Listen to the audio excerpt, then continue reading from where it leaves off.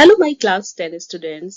आज मैं class 10th board के एग्जाम के लिए बायो का चैप्टर लाइफ प्रोसेसेस जिससे सबसे ज्यादा क्वेश्चंस पूछे जाते हैं, शॉर्ट और लॉन्ग आंसर्स, आपको क्विक लर्निंग ट्रिक्स बताने जा रही हूँ। शुरू करते हैं। प्लांट न्यूट्रिशन सबसे इम्पोर्टेंट टॉपिक है इस चैप्टर का, जिसमें कि आपको सबसे पहले अगर कोई भी क्वेश्चन पूछा जाएगा तो अगर फोटोसिंथेसिस से रिलेटेड है तो आपको फोटोसिंथेसिस का फॉर्मूला, जो कि आपको अच्छे से लर्न होगा, आप क्लास 6 से पढ़ते चले आ रहे हैं, इस फॉर्मूला को आप राइट डाउन करेंगे एक बॉक्स के अंदर। उसके बाद आप बताएंगे कि फोटोसिंथेसिस किस में होता है। ऑटोट्रॉफिक ऑर्गेनिज्म में होता है। ये प्लांट होते हैं जो अपना फूड खुद बनाते हैं with the help of chlorophyll. जब आप इसका ये फॉर्मूला लिखेंगे तो आप इसके एरो पर क्लोरोफिल और सनलाइट को मेंशन करेंगे। ये सबसे इंपॉर्टेंट चीज है। क्वेश्चन चाहे शॉर्ट हो चाहे लॉन्ग हो, आप इसे मेंशन करेंगे। इसके बाद आप बोल्ड में की प्रोडक्ट बताएंगे कि glucose for energy and oxygen as a by product that we breathe. तो क्वेश्चन लॉन्ग हो या शॉर्ट हो, आपको ये तीन चीज की फॉर्मूला, ऑटोट्रॉफिक ऑर्गेनिज्म और की प्रोडक्ट ये मेंशन करना बहुत जरूरी है, जिससे आपको फुल मार्क्स मिलेंगे। फिर हम आते हैं कि ह्यूमन न्यूट्रिशन जो होता है। पहले तो प्लांट न्यूट्रिशन में फोटोसिंथेसिस वाला क्वेश्चन पूछा जाता है। ह्यूमन न्यूट्रिशन में आपको कि ह्यूमन न्यूट्रिशन की प्रोसेस कितने स्टेप्स में होती है। 5 सिंपल स्टेप्स है, जिसे लर्न करने के लिए निमोनिक आपको बता रही हूँ। I do all assignments easily. I से इंजेशन, डू का डी जिससे डाइजेशन, ऑल का ए अब्जॉर्प्शन, असाइनमेंट्स का असाई लेकर एसिमिलेशन और इजीली का ई लेकर इजेशन। तो आप ये याद कर लीजिए, आई डू ऑल असाइनमेंट इजीली, ये हमारे 5 स्टेप्स हैं। Ingestion, digestion, absorption, assimilation and egestion. Detail आप इसका स्क्रीनशॉट लेकर सेव कर सकते हैं। नेक्स्ट है रेस्पिरेशन। लाइफ प्रोसेसेस में नेक्स्ट जो टॉपिक है वो है लाइफ रेस्पिरेशन। रेस्पिरेशन में क्या होता है कि ऑक्सीजन का इनटेक होता है और कार्बन डाइऑक्साइड रिलीज होती है। और ये रेस्पिरेशन होता क्यों है? रेस्पिरेशन के थ्रू एनर्जी बनती है in the form of ATP, जो कि हमारी पूरी बॉडी की बायोलॉजिकल प्रोसेस में, चाहे वो प्लांट हो, जितने भी लिविंग ऑर्गेनिज्म है या ह्यूमन बींग, सभी में एनर्जी रिलीज करने की प्रोसेस होती है रेस्पिरेशन। तो आप रेस्पिरेशन को अगर डिफाइन करते हैं तो अगर आप सबसे ऊपर लिखते हैं कि रेस्पिरेशन मींस रिलीज, ये आपको याद करने के लिए बहुत ही अच्छा पॉइंट है कि this is the process that releases energy from the glucose. तो ग्लूकोज का ब्रेकडाउन होता है रेस्पिरेशन में और एनर्जी रिलीज होती है, और ये एनर्जी हमारे बॉडी की मेटाबॉलिक प्रोसेसेस में यूज होती है।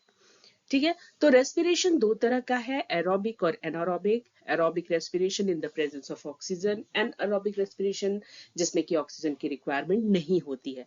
दोनों ही केसेस में एटीपी फॉर्म होती है।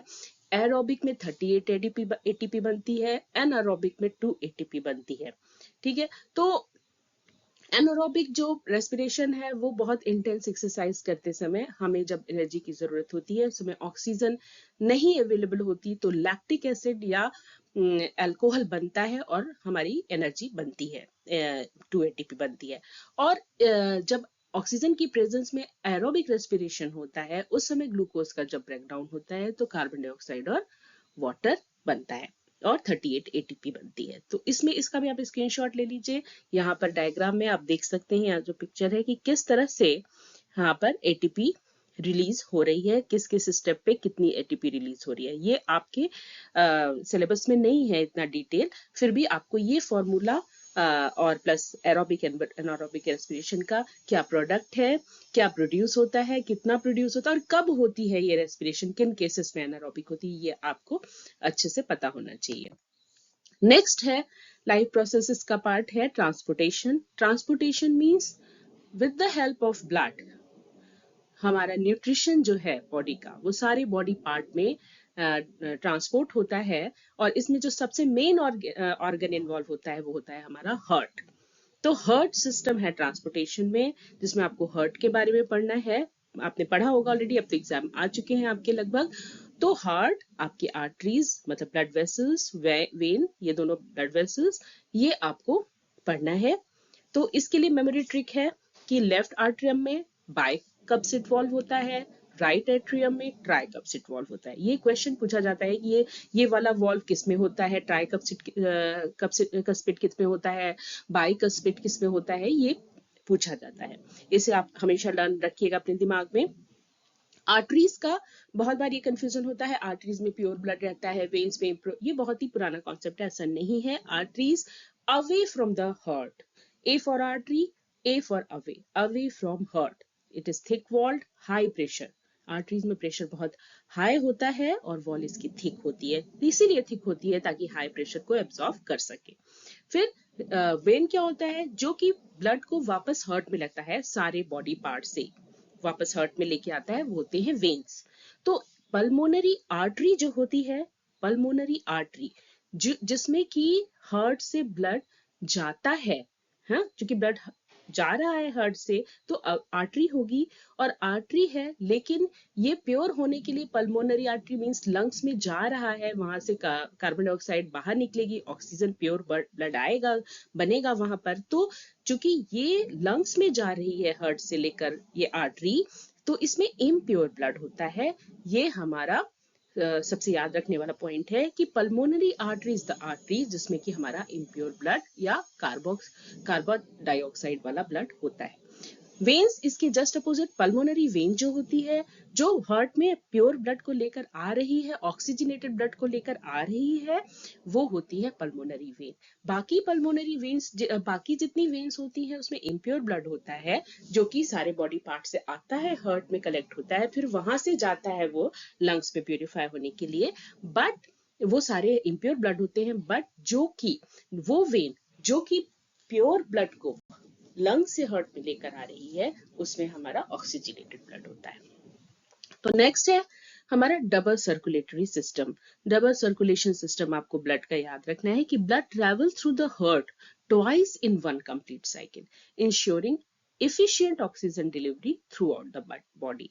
एक तो पल्मोनरी सर्कुलेशन होता है, वो कहाँ से होता है, राइट वेंट्रिकल से लंग में जाता है और लंग्स से फिर लेफ्ट आर्टरियम में आता है। यहाँ पर deoxygenated blood picks up oxygen. ये जो पल्मोनरी सर्कुलेशन में जो राइट एट्रियम से ब्लड लंग्स में जा रहा है, हाँ, जो जा रहा है वो पल्मोनरी आर्टरी के थ्रू जा रहा है, वो ब्लड डीऑक्सीजनेटेड है, जो कि लंग्स में पहुंचकर ऑक्सीजन एब्जॉर्व करता है और कार्बन डाइऑक्साइड को रिलीज करता है, फिर वापस ये लेफ्ट एट्रियम में आ जाता है। दूसरा सर्कुलेशन है सिस्टमिक सर्कुलेशन, जो कि लेफ्ट वेंट्रिकल से स्टार्ट होता है और बॉडी में थ्रू आउट द बॉडी में जाता है, और बॉडी में जाने के बाद राइट एट्रियम से फिर बॉडी से सारा ब्लड राइट एट्रियम में आता है। ये ऑक्सीजनेटेड ब्लड डिलीवर टू, यहाँ पर क्या होता है सिस्टमिक सर्कुलेशन में, oxygenated blood delivers to all organ. So now the next topic is excretion. Excretion में क्या होते हैं, एक्सक्रीशन का जो सबसे माइन्यूट पार्ट है, जो मेन मतलब उसकी यूनिट है एक्सक्रीशन की, वो है नेफ्रॉन। तो the nephron system, excretion is the nephron system. The nephron diagram is an exam favourite, ये जरूर पूछा जाता है। Use the memory trick Bowman's cup filters to remember that Bowman's capsule filters blood to start urine formation. Filtration कैसे होता है, filtration इन बाउमन्स capsule, फिर selective reabsorption, tubular secretion, फिर यूरिन फॉर्मेशन। ये सारे स्टेप्स आपको याद रखने हैं, बहुत इंपॉर्टेंट है डायग्राम के पॉइंट ऑफ व्यू से नेफ्रॉन का स्ट्रक्चर। नेक्स्ट है KUBU पाथ ऑफ यूरिन। ये क्या है KUBU, किडनी से यूरेटर में, यूरेटर से ब्लैडर में, ब्लैडर से यूरेथ्रा में। ये जो पाथ है यूरिन का बाहर बॉडी से जाने का, इसको कहते हैं KUBU पाथ। आप इसको लर्न कर सकते हैं शॉर्ट फॉर्म से कि remember that the journey of urine through your excretory system with this simple 4 letter acronym. ठीक है। नेक्स्ट चीज है, जो इतने सारे जो टॉपिक्स हैं इसके लाइफ प्रोसेसेस चैप्टर में, उसके बाद आपको क्या चीज करनी है अपने एग्जाम के लिए कि हाई यील्ड टॉपिक्स और एग्जाम हैक्स, ये क्या क्या है। पहले आपको मास्टर की डायग्राम, हार्ट स्ट्रक्चर आपको याद रखना है, नेफ्रॉन का स्ट्रक्चर, स्टोमेटा का स्ट्रक्चर, फिर उनकी प्रैक्टिस विथ लेबलिंग। हमेशा आप एनसीईआरटी की बुक की लाइंस को यूज करेंगे। एक जितनी भी डेफिनेशन है, जितने भी की सेंटेंसेस उसमें लिखे हैं, वो आपको बाय हार्ट याद होनी चाहिए। फिर फ्लो चार्ट, जो भी आपका क्वेश्चन है, लॉन्ग क्वेश्चन है आपके 3 मार्क्स के, 2 मार्क्स के, इनके आपको फ्लो चार्ट्स अगर याद हैं, वो आपको बहुत ज्यादा मार्क्स सिक्योर करने में हेल्प करते हैं। आप इसके बाद जो लास्ट मोमेंट पे आपकी सबसे मार्क्स सिक्योर करने की ट्रिक है वो है आपको पास्ट ईयर के पेपर्स को प्रैक्टिस करना है, जिसमें भी आपको लॉन्ग आंसर की भी प्रैक्टिस करनी है, शॉर्ट की भी, एमसीक्यू वगैरह भी आपको सब करना है। मैक्सिमम आप एमसीक्यू जितना ज्यादा आप सॉल्व करेंगे उतना ज्यादा आपके मार्क्स अच्छे आने की चांसेस है। फिर क्या है, आपको must know exam topic checklist. Focus your final revision on these high frequency topic that appear in almost every biology exam. पहला आपको फोटोसिंथेसिस इक्वेशन और डायग्राम आपको याद रखना है with balanced equation and label leaf cross section with chlorophyll detail. Second is autotrophic versus heterotrophic nutrition, आपको clear difference पता होना चाहिए। फिर एरोबिक और एनारोबिक रेस्पिरेशन के, उसमें आपको इसकी इक्वेशन, कहाँ होता है ये सेल में, एनर्जी बनाता है, एंड प्रोडक्ट क्या है, ये पता होना चाहिए। फिर आता है आपका हार्ट का स्ट्रक्चर और डबल सर्कुलेशन, इसके दोनों के डायग्राम, आपको पल्मोनरी वर्सेस सिस्टमिक सर्कुलेशन का पाथ पता होना चाहिए।